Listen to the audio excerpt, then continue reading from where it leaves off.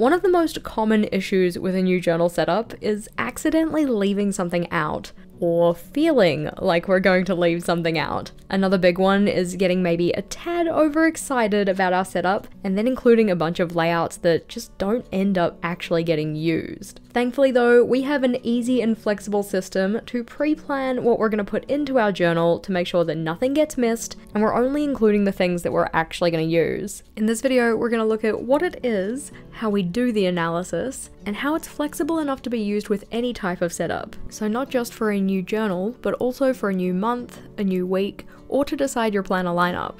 This is what I call the want analysis, because it's all about us figuring out what we want to put in our new setup. Want here actually does stand for something though, so we have W for wins, A for aversions or things to avoid, N for needs, and then T for anything we want to test or try. You can see some examples of me doing my want analysis here. So we have one for my everyday journal and then one for my yearly collections journal, but I effectively do this with any new journal I'm setting up.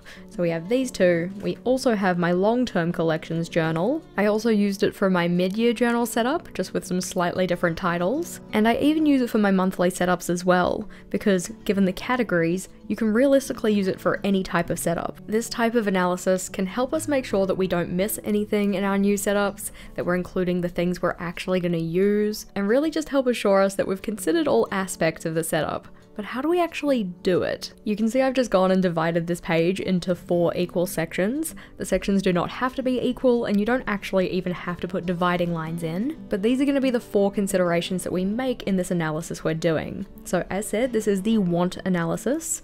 So we have W, A, N, and T, and typically speaking, I wouldn't necessarily go through and consider these one by one. I really just let my thoughts kind of take me wherever they want to go. So I'll write something down over here, then something down over here, then go back to the first box, really just following my thoughts as they come to me. But for the sake of simplicity, we're going to look through these one by one. So W here is for wins. These are the things in your previous setups that you've enjoyed, that you've actually used, that you've found to be quite functional, quite helpful. When it comes to filling in the wins section, I like to flip through my previous setup of whatever type I'm looking at. So in terms of a new journal setup, I'll look at my previous new journal setup. If I'm looking at a monthly setup, I'll look at the past month, consider what layouts worked well, what aspects worked well, effectively anything that I'll probably want to take forward with me. As I'm doing that flip through though, I'll also be on the lookout for the A section.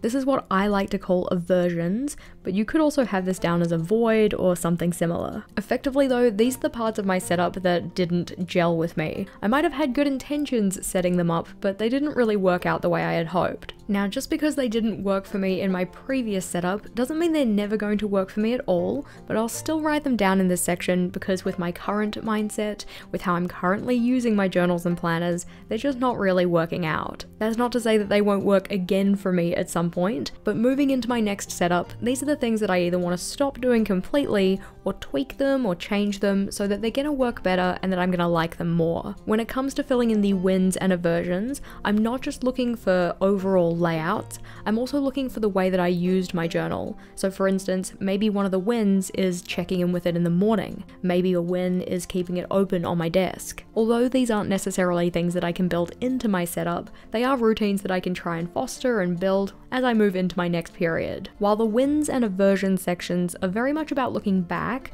so considering what we have done previously and what worked out and what didn't, the N and T sections are more about looking forward. Going through one by one, N here stands for needs. And this in particular is thinking about anything that you have coming up in this new kind of setup period. So for instance, setting up for the new year, what do you have going on next year? Setting up for the new month, what do you have going on next month? And what kind of structures and layouts and elements in your journal are going to be helpful tackling those things? This can be thinking about upcoming plans and events and the layouts that might help with those, or it could be thinking about any challenges you've been having in your journal or you foresee having in your general life and how you might want your journal set up to help with those. You can also think about any pain points you've previously had in using your journal and how you might address those in the new setup too. The needs section is one that can be tackled with a mind map, so branching out from the central topic being your new setup, thinking about what areas of life you want to be tackling, thinking about what aspects and layouts you can bring into your journal to assist in those areas. I effectively see it as a problem and solution section. So the problem is, oh, I have plans and events that I need to accommodate for in my journal. I have challenges and pain points that I want to address. The solution then is what we're going to put into the setup to help with those. The T section, or what I call to try, is for things that are very specific that you want to bring into the setup. These might be ideas, thoughts, musings that you've seen around the internet or gotten inspiration from others, and you've decided that it might be a bit of fun, or you've got a curiosity point about bringing that into your system. These don't necessarily have to be things that you have 100% decided that you're going to put into the new setup, but you want a space to log those down just so that then you can sift through them and pull out the ones that do end up resonating enough to put them into the new setup. You can also think about the needs and to try section in tandem with each other, where the need is the kind of problem or thing that you want to address or solve for, and then the try section is the solution you're going to test out. So for instance, maybe one of your needs is focusing more on mental self-care. You could write that down in the need section, and then in the try section, list out any of the ideas that you have for accommodating for that in your journal. While this is the general structure that we'd use for this analysis, what would it actually look like if you were to do it? Obviously, we looked at some examples before, but I wanted to give you an idea of how this looks when I do it from scratch. I start by ruling up my page like we talked about,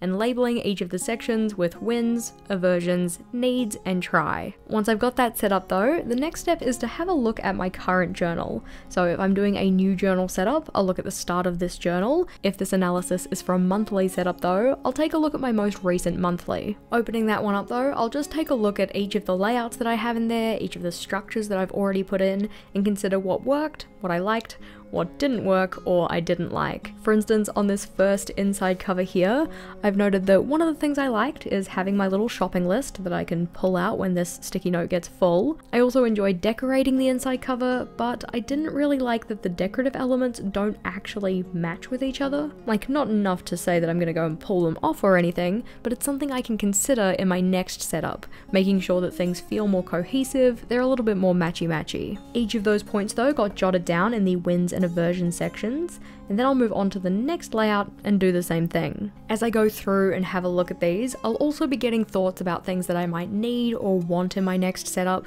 and I'll jot those down as I go. I don't want to try and leave it to the end because I'll probably have forgotten it, so having those sections already set up and structured out on the page is really helpful for having a drop space for those ideas. It's also good to note that in particular, when I list out any of my aversions, I also typically add something in the to try section, mainly as a solution to whatever aversion I had.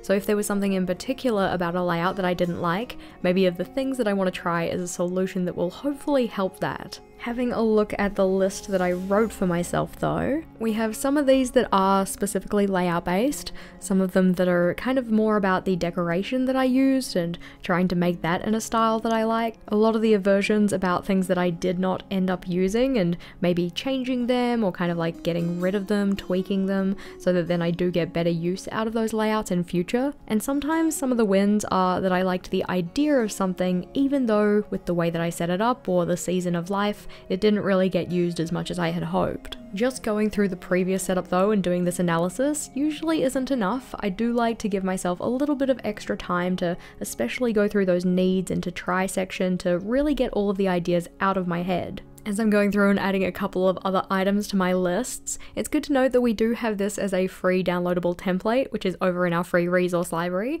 That one's linked in the description box below if you wanted to grab that one for yourself, just in case you didn't want to do this messy noting down in your actual journal. Plus, I do also find that having it on a separate piece of paper or in a separate scribble book is really helpful for being able to keep it beside the journal as you look through it. While I'm also thinking about this system as a way to analyze my new setups, you can also use it for picking out your new journal. So from your current journal, what did you like? What didn't you like? What kind of needs do you have for your next journal? Is there anything different that you might want to try, like size, paper type, anything like that? Once we've done the analysis though, how do we actually use this to plan a setup that is going to be as good as it can be? Effectively, what I do is go through every single item on all of my lists and consider how I can realize that or accommodate for it in my new setup.